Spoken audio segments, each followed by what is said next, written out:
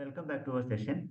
In this video, I'll be discussing how to develop a Python program for computing the factorial of a given number.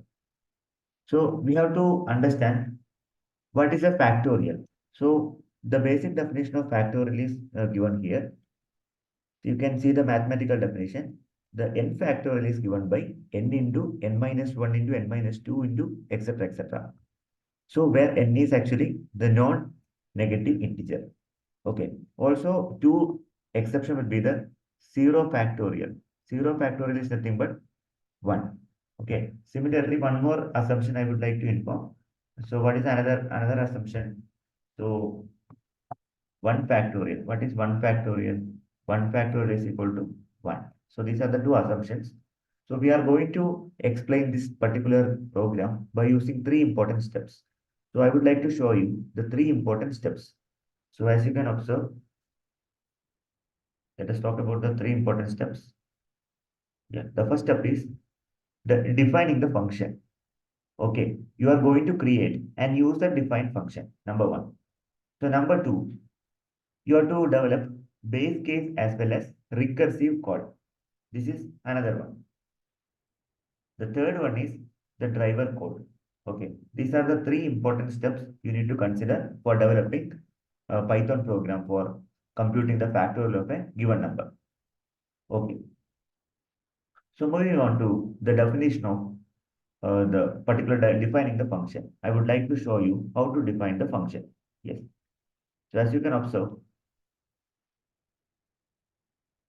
so you are going to create an user-defined function. So let us check how to create an user-defined function. Okay. So it is very clear that you are going to create a user-defined function by using the keyword called DEF. DEF factorial n, where factorial become an user-defined function. N is the non-negative integer. Okay. The same thing is written here. Yes. The first step is completed. Now we'll be discussing about the base case as well as recursive call. So regarding the base case, here we are supposed to use the keyword called return. Return 1. Okay, return 1. So two conditions are the 0 factorial is equal to 1. 1 factorial is equal to 1. Two conditions. We have to satisfy these two conditions. Therefore, if n equal to 1 or n equal to 0, you will be getting the result is equal to 1. If the non-integer value that is equal to 1, that means n is equal to 1 and n is equal to 0. So now we'll be applying the else condition, if-else statement. If-else statement you are applying. Other than that, other than 0 factorial and 1 factorial, so whatever the number you are going to give, it follows the same formula. N into star is the operator here. Factorial is our function, user-defined function. Then n is the number, n minus 1. This formula will be applicable for remaining number. So this is regarding base case as well as recursive call. So this statement you need to understand. The third step is the driver code. Suppose as a user, I am going to give n is equal to 5.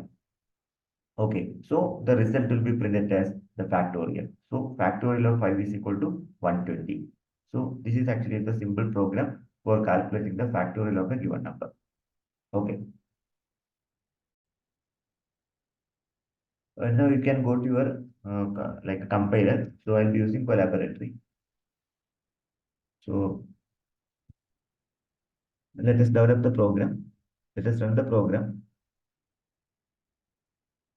As you can observe, I am using Google Collaboratory, which is for the easiness. So now installation is required here.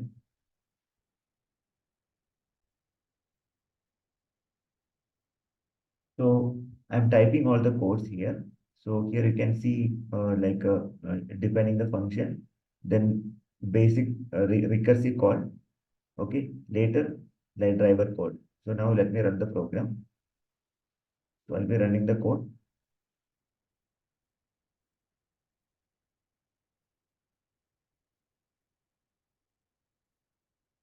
So the number I have selected is 5. So we should get 5 factorial. Okay, you'll be getting the answer. Yes, the factorial of 5 is like 120. See, factorial of the number. NUM means 5. Okay, the result will be stored as the factorial of number is equal to 120.